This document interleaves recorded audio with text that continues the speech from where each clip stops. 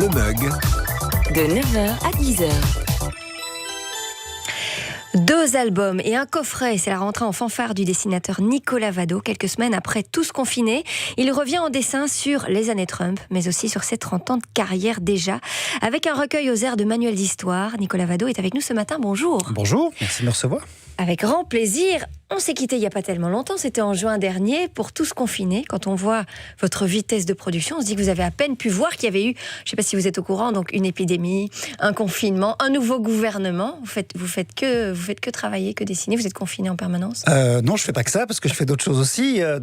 Mais on vit une année absolument historique qui va rester dans l'histoire. Et donc, je voulais absolument le marquer. Tous confinés que j'ai fait en juin n'était pas prévu au programme, mais j'ai décidé de le faire et j'ai bien fait parce que le public... Ça a bien marché. Ça a bien marché et ça continue d'ailleurs. Donc, c'était vraiment important parce que c'est une année historique à double ou à triple détente. Il y a eu le Covid et surtout le confinement. Il y a ce qu'on appelle une deuxième vague qui n'en est pas vraiment une. Et puis il y a cette élection américaine qui est fondamentale pour l'avenir du monde et surtout ce qui va se passer après. Donc, je pensais qu'il fallait absolument marquer le coup. Et donc, c'est pour ça que j'ai fait 3 bouquins, dont un coffret qu'on peut trouver sur ma boutique que j'ai ouverte il y a une semaine. Voilà, il fallait une boutique spéciale, donc avec le rassemblement des trois livres. Alors d'abord, on va parler des années Trump, sous-titré saison 1. Vous êtes superstitieux, Nicolas Vado. Non, mais il ne faut jamais insulter l'avenir. Donc, saison 1 ne veut pas dire qu'il y aura une saison 2. Non, on a bien compris, oui. Mais il est d'office président jusqu'au 20 janvier et je pense que malheureusement... on aura le choix entre la catastrophe ou la guerre civile après l'élection, parce que s'il gagne, c'est une catastrophe, parce que dans ce cas, il n'aura plus rien pour l'arrêter pendant les 4 ans qui viennent, voire il peut bricoler la Constitution pour faire un 3e mandat façon Poutine, ça j'y crois quand même pas trop. Et s'il perd, il l'a déjà dit, il n'acceptera pas sa défaite. Et le problème, c'est que le candidat en face n'est pas très convaincant non plus. Donc je pense que ce qui va se passer à partir du 4 novembre aux États-Unis devra être surveillé de très près, parce que c'est grave, parce qu'il ne faut pas oublier que les États-Unis, même s'ils sont une puissance qui commence à décliner, sont quand même la première puissance mondiale. Il y a une autre puissance qui essaie de leur ravir, leur damer le pion, c'est la Chine. Si je dois choisir entre un monde dominé par les États-Unis ou la Chine, j'hésite pas une seconde, je prends les États-Unis. Les années Trump, saison 1, évidemment, ce sont 4 années. Ce sont ces 4 années de législature par le prisme de vos dessins, Nicolas Vado. Il y a une phrase dans votre préface, vous dites ceci: Donald Trump, le premier président punk, a transformé le métier de dessinateur de presse. Quand on le représente, ce n'est plus de la caricature, mais du simple dessin d'observation. Oui, en fait, ce n'est pas facile de dessiner Donald Trump. Je ne parle pas d'un point de vue technique, ça c'est facile. Il n'est pas compliqué de ce point de vue-là. Mais je fais un métier où on doit faire de la caricature sans être caricatural. Or, lui est caricatural, tout le temps. Et c'est très difficile de ne pas tomber dans le Trump bashing, en se disant par exemple ce matin j'ai pas beaucoup d'idées, je vais regarder le fil Twitter de Trump, il a sûrement dit une connerie comme il en dit 25 par jour et je peux faire quelque chose. Ça ne sert à rien. Moi, ce qui m'intéresse quand je fais du dessin politique, que ce soit sur Donald Trump ou sur la politique belge, c'est d'analyser le miroir que les hommes politiques tendent à la société. Donald Trump est un symptôme beaucoup plus qu'un symbole du monde de l'immédiateté, du monde des trolls, du monde des réseaux sociaux. Et c'est en cela qui va, pour moi, marquer l'histoire pendant très longtemps. Je pense que dans 50 ou 100 ans, il y aura des historiens qui se pencheront sur ces 4 années, 2016-2020, que ce soit du côté de Trump, du côté du Brexit, ou de la montée du populisme en général. Parce que il faut s'interroger sur ce qu'est le populisme, en quoi Donald Trump représente le populisme. La base du populisme, c'est de couper les corps intermédiaires entre le peuple incarné, entre guillemets, et ceux qui dirigent. C'est ce que fait Donald Trump tout le temps, en dirigeant par Twitter, notamment. Et c'est ça qui est intéressant. Et donc, dans la politique qu'il a faite depuis 4 ans, sur à peu près tous les sujets, ça a été pire que ce qu'on pensait. Mais c'est intéressant à étudier. Et il y a quelque chose de paradoxal dans la personnalité média de Donald Trump. Il est tellement caricatural qu'il semble presque sorti d'une sitcom. Dans son attitude, c'est presque un personnage de fiction, un personnage qui peut même être presque drôle, je mets beaucoup de guillemets, et limite à laquelle un personnage auquel on peut s'attacher. Vous utilisez ce terme d'ailleurs, Nicolas Vado, dans le livre, attachant, presque. J'ai dit attachant, j'ai mis presque. Mais oui, c'est quelqu'un, j'ai lu pas mal de bouquins sur lui, sa biographie, c'est quelqu'un qui ne s'aime pas. C'est un Sarkozy à la puissance 10. C'est quelqu'un qui ne s'aime pas, qui n'a pas été aimé par son père, par ses parents, qui n'a jamais été accepté à Hollywood, qui n'a jamais été accepté à Manhattan, qui a toujours cherché à être accepté. Et c'est un enfant de 5 ans qui n'a pas grandi, en fait. Donc c'est quelqu'un de profondément, je pense, malheureux. Et c'est ça qui est intéressant dans les méchants. C'est toujours de savoir d'étudier le fait qu'il soit méchant, mais savoir pourquoi. Et vous, là, vous avez choisi de le représenter, de le croquer avec vos dessins, pas avec beaucoup de rondeur comme certains autres hommes politiques ou dirigeants. Vous le représentez comme un méchant.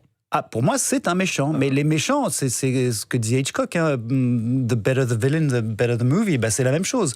Et c'est vrai que c'est un contraste tel avec Barack Obama que c'est intéressant. Mais ce qui est intéressant aussi, c'est de voir à quel point la présidence d'Obama a malheureusement préparé celle de Trump, mais a aussi complètement napalmé les démocrates, parce qu'il n'y a pas d'alternative après les 8 années d'Obama, parce que les Obamites, comme on les appelle, ont cadenassé tout le parti démocrate. Donc ça, c'est intéressant aussi de voir ce retour de balancier, et puis de s'intéresser à l'Amérique profonde, parce que, qu'on le veuille ou non, Donald Trump plaît à une certaine Amérique, et on sait pourquoi il plaît. Et il y a des résonances avec ce qui se passe chez nous en Europe. Moi, je ne fais pas des dessins pour les Américains, je fais des dessins pour mon public en Europe. Et je veux essayer de montrer qu'avec quelqu'un comme Donald Trump, on a un miroir déformant de la réalité, et un Donald Trump pourrait pas arriver de la même manière, parce que le rapport à l'argent n'est pas le même en Europe par rapport aux États-Unis, mais un leader charismatique, populiste, on en a déjà eu dans l'histoire européenne, ça peut arriver. Et c'est ça qui est intéressant à étudier, je trouve, le miroir qu'il y a entre les États-Unis et nous. Alors c'est un vilain, mais que vous décidez de qualifier par son prénom pour chapitrer ce livre, 7 chapitres, Donald et l'Amérique, Donald et la Chine, et puis Donald et Kim, en apothéose évidemment. Donc il y a aussi cet effet comique autour de son prénom, là de nouveau c'est du pain béni. C'est du pain béni, et encore une fois, il ne faut pas tomber dans la facilité, parce que j'ai toujours essayé de faire de l'analyse politique. Par exemple, sur la question avec la Chine, c'est le seul chapitre où je lui donne quelques circonstances atténuantes, c'est-à-dire que la Chine, il fait une partie du sale boulot que les autres n'ont pas osé faire, même si ça a des catastrophes économiques, parce que la guerre commerciale ne profite ni à la Chine, ni aux États-Unis, ni à nous les Européens.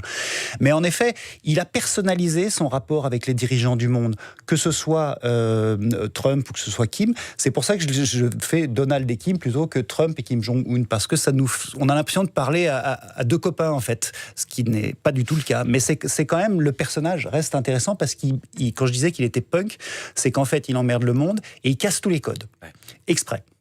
Et il le fait même pas par calcul, il le fait parce qu'il fait confiance à son instinct. Et il a un instinct de conservation et de résilience qui est sa principale qualité, qui fait qu'il est encore là. Effectivement. Alors c'est une année pas comme les autres, on le disait, mais c'est une année historique pour vous aussi, Nicolas Vado, puisque vous fêtez vos 30 ans de carrière, et vous avez décidé d'en faire un recueil, 144 pages, pour tenter de synthétiser 30 ans d'actualité avec 100 dessins, choisis parmi les 10 000 que vous avez publiés. Comment vous les avez choisis? Est-ce que vous avez d'abord choisi les événements, ou est-ce que vous les aviez en tête, ces dessins? Alors, je les ai en tête. J'ai une famille très nombreuse, mais je connais tous mes enfants, mais c'est pas facile quand on en a 10 000. Hein.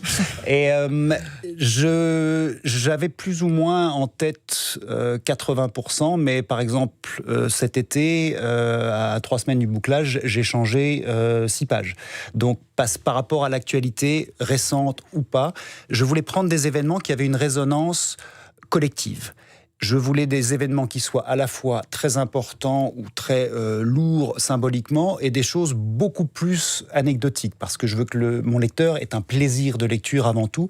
Mais ce qui était intéressant en refeuilletant, c'est que pour moi, il y a une séquence historique évidente entre la chute du mur de Berlin, la réunification allemande, le 3 octobre aujourd'hui 1990, et le coronavirus, puisqu'on a eu 30 ans de mondialisation dérégulée. Et on est peut-être en train de revenir là-dessus aujourd'hui, mais je trouve qu'il y a vraiment une vraie séquence, et c'est pour ça que dans ce livre, j'ai mis en page de droite un grand dessin, en page de gauche un texte qui peut être petit ou qui peut être grand, qui remet en situation ou qui raconte des anecdotes autour, pour que les gens puissent rentrer dans ces 30 ans d'actualité de manière la plus ludique possible. Ouais. Ça illustre très fort, je trouve, la force du dessin de presse. On peut raconter beaucoup de choses dans un dessin. Je pense notamment à celui qui représente Saddam Hussein, hirsute après sa capture, où quelqu'un inspecte sa bouche et dit « Damned, il n'y a rien !» Et un bandeau de CNN en dessous qui indique « Breaking news, les Américains à la recherche des armes de destruction massive ». Et il y a tout sur ce dessin. Il y a une séquence historique qui est condensée avec 3 fois rien finalement. Ben, j'essaie. Et puis surtout, j'ai choisi des dessins qui puissent encore parler aux gens sortis de leur contexte. Parce que les gens d'un certain âge se souviennent des images de Saddam Hussein, mais des gens qui ont 20 ans étaient même à peine nés, ils s'en souviennent pas. Et c'est ça aussi, parce qu'il y a quelque chose qui est important dans mon travail, que ce soit au Vif l'Express ou à l'Écho, c'est le fait de transmettre à différentes générations. Ça fait tellement longtemps que je suis là, j'ai des gens qui me disent qu'avant, ils ont démarré l'actualité en cherchant mon petit chat vert dans les dessins, et maintenant ils ont des enfants qui font pareil. Et donc, c'est important aussi de remettre l'histoire de manière ludique en perspective par rapport au dessin. Et là, les armes de destruction massive, par exemple en Irak, dont vous parlez là, on n'en parle plus beaucoup aujourd'hui, mais il ne faut pas oublier que ce qu'on vit avec le terrorisme aujourd'hui trouve sa source avec l'intervention américano-britannique sous l'ère Bush et Blair. Saddam Hussein n'avait pas d'armes de destruction massive et tout ça forme un tout assez cohérent, et c'est ce que j'ai voulu mettre dans le livre pour que vraiment on puisse à la fois picorer le livre, mais on puisse aussi le lire comme une narration de A à Z. Comme une ligne du temps, en fait. Oui. Et on replonge dans 30 ans d'actualité. L'actualité est rarement rose, même si vous mettez de l'humour, vous essayez de faire varier les émotions, et ça marche bien, avec parfois aussi plus de poésie. Je pense notamment à un dessin sur l'Alzheimer, avec des images plus fortes, mais aussi des faits historiques très violents. Le génocide du Rwanda, que vous avez associé avec la mort de Kurt Cobain. Vous avez tenté de mixer des petits événements, de grands événements, aussi des tueries, la tuerie de Newton aux États-Unis, la tuerie de Bachar el-Assad sur sa propre population. Comment on se met en condition pour dessiner, pour donner forme à des choses aussi terribles, aussi dramatiques? Mais mon métier, ça consiste à mettre le monde en image pour le rendre un peu plus supportable. À mettre le monde à distance en image pour le rendre un peu plus supportable. Quand je fais un dessin sur le massacre de Bachar sur sa propre population à la Ghouta en 2013, c'est ce que j'appelle de l'actualité poisseuse. Je ne vais pas faire un dessin rigolo, parce que je ne suis pas un humoriste. Je vais faire un dessin parce qu'on a besoin de témoigner aussi. Les gens ont besoin de se souvenir de ce qui s'est passé, de ne pas oublier. Et l'avantage de mon métier, c'est que dans la presse, nous sommes les derniers généralistes. C'est-à-dire que je vais pouvoir faire un dessin sur les horreurs de Bachar al-Assad, et le lendemain, je vais en faire un sur les Diables Rouges. Et je vais tout mélanger dans un bouquin. C'est ça qui est intéressant, c'est-à-dire la vie est comme ça, l'actualité est comme ça, et la vie en général est comme ça. Et j'adore passer de l'un à l'autre. Et puis il y a des jours où je suis de meilleure humeur que d'autres. Ça dépend. Mais par exemple, en ce moment, je fais énormément d'actualité politico-politique, parce que c'est ça. C'est passionnant. C'est aussi passionnant que de traiter la question de la Turquie avec la Grèce, par exemple. Et dans mon métier, j'ai la chance de pouvoir m'autoriser tous les sujets, et c'est ce que j'ai voulu faire dans ce livre, en mélangeant, en sautant d'une actualité à l'autre. Voilà, et c'est passionnant, il y en aura encore 10 000 à l'image du nombre de vos dessins. Question à vous poser, Nicolas Voideau, mais je vous conseille simplement de plonger dans ce recueil. En particulier, une page se tourne de la réunification allemande au coronavirus, 30 ans de dessin, mais aussi dans cet album Les années Trump, dans Tous confinés, qui est toujours en vente. Et si vous voulez vous procurer les 3, il y a ce coffret 2020, année historique. Merci beaucoup, Nicolas Voideau, d'être venu dans le Mug. Dans la suite, réédition et dispute fratricide pour les 25 ans de la story de What's the Story, Morning Glory, mais aussi Cathy Melaine et Manu Di Pietro dans le Mug. À tout de suite.